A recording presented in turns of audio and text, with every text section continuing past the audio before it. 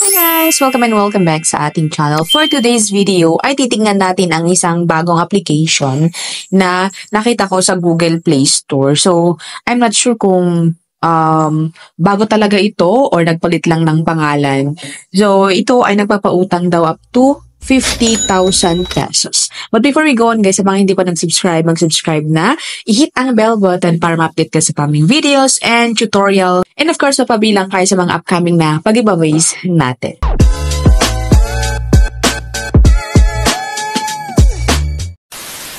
Alright, welcome and welcome back sa ating channel. So, ayun na nga, at i-review natin ang isang lending application na for me is baka nagpalit siya ng pangalan. Let's see guys kung bakit ko nasabi yun guys. So for now, dito sa kanila application, sabi dito, borrow up to 50,000 pesos with a daily interest rate of 0.05%. And sabi dito, apply online and complete the form in as fast as 1 minute. And then sabi din dito, quick approval in 5 minutes. So ang bilis mag-approve daw mga kaibigan. So let's check kung legit ba din silang utangan. Ayan.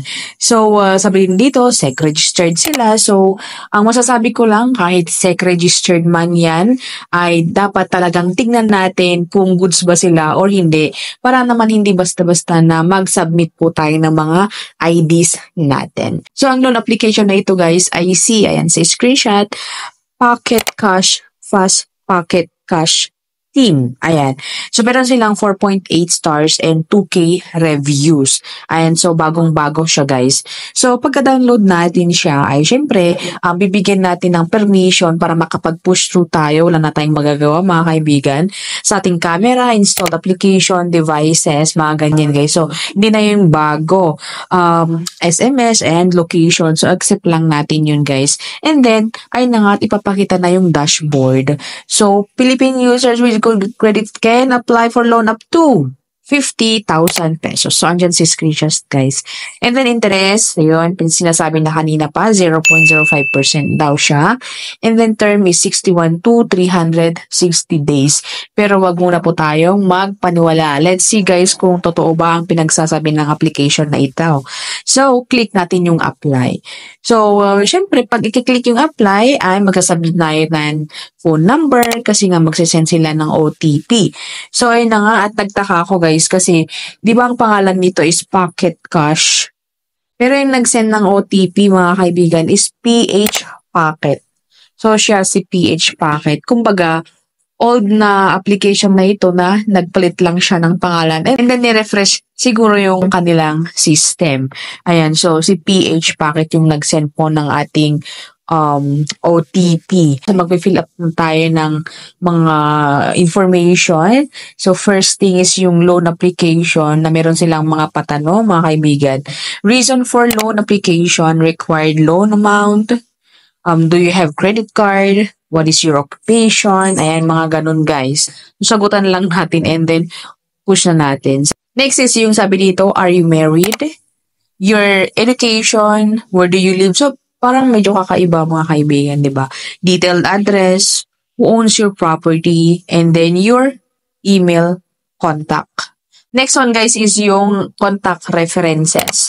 So, dalawa lang po ang kailangan dito mga kaibigan. So, sabi dito relationship and then fill in mo lang. It's either you can fill in or you select mo sa phone book mo. Ayan. Pero, dalawa lang po ang kailangan dito. And then next one is yung backup phone number, Facebook account, Viber account. So yun po guys is optional. So for me, hindi ko na lang siya nilagyan. Next one is yung picture sa selfie and then picture sa ID. So yung mga ID na kailangan dito is postal ID, national ID na electronic or yung electronic siguro yung talagang hard copy na. And then UMID ID, SSS, passport, driver's license, and yung PRC. And after which guys is yung pangalan. May pa-question ditong ang pangalan natin. So, medyo kakaibang ang application na ito mga kaibigan. So, first name, last name, then gender, then date of birth. Ayan. So, mostly, di ba, yung mga information na nakalagay dun sa under sa ating pa-ID. But then dito guys is separate siya na sasagutan. And then, submit na natin siya. And then, nire-review na in just 17 seconds. Oh, ang bilis mga kaibigan. So, sabi dito, credit review. So, inantay po natin. Ayan. So, approve tayo sa halagang, andyan si screenshot mga kaibigan, 3,000 pesos. So, si Pocket Cash mga kaibigan ay hindi po siya pwedeng screenshot. So, di ko alam, baka may sikreto ba or talagang sa security ay hindi pwedeng may screenshot. Ayan. So, ang ginawa ko na lang is pinicturean ko na lang sa isang phone ko para ipakita ko sa inyo. Ayan. So, 3,000 pesos po yung approve natin. Ayan. And then, loan term nito is 6 term daw. And then, 157 days na review, 157 days yung loan term. And then, service charge nito, 990. So, let's see guys. Sabi dito, ayan si screenshot guys, na service fee, 990. So, saan napupunta mga yun? Account account management fees 465, and then credit assessment fees is 525, equal to 990. So, ang magiging disbursement amount is 210. So, yun lang ang matatanggap natin. So, halos 1/2 na ng amount ang marireceive po natin. So, let's see guys kung talaga nga bang 157 days. So, andyan si screenshot again. So, or sa picture mga kaibigan, kasi nga hindi po siya pwedeng screenshot. So, andyan. Term 1 is 300 or 3,342. And then, term 2, 3 pesos. Term 3, 3 pesos din. For term, 3 pesos. 5 term, 3 pesos. And then 5 or 6 term is 3 pesos. Bagamat tignan nyo guys si screenshot sa term 1. Sabi dito, 3,342. And ang repayment niya is sa July 7. So now is, or February 7.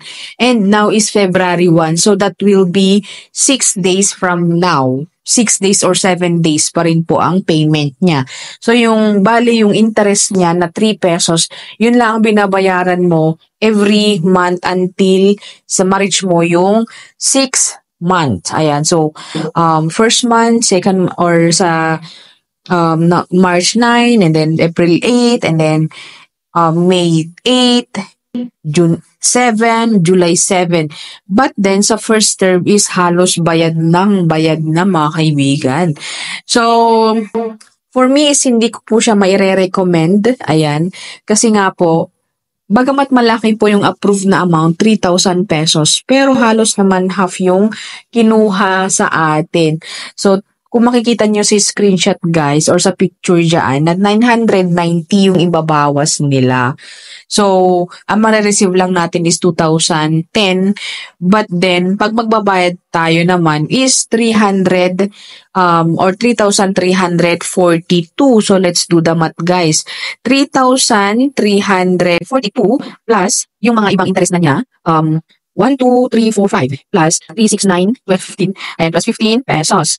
Oh, that will be 3,357 all in all. So, magiging patong niya, kasi ang marireceive mo nga is, 200 or 2,010. So, minus natin yung 2,010. So, that will be 1,347 yung patong ng ating kinuha. And then, ito pong loan application na ito guys ay hindi po buo. Hindi po buo and 7 days po yung loan term. So, for me, hindi ko siya maire-recommend. Kasi nga, ayun, medyo masakit sa bulsa yung mga babayarin. Malaki yung kaltas and meron din patong pag magbabayad. So, that's it my video, and I hope na nakatulong sa mga naghahanap ng review or naghahanap ng utangan ngayong 2025. So, please comment down below kung meron ba kayong mga ibang loan application na pwede nating silipin. So, that's it, and I hope na magkita-kita po tayo sa next video. Bye!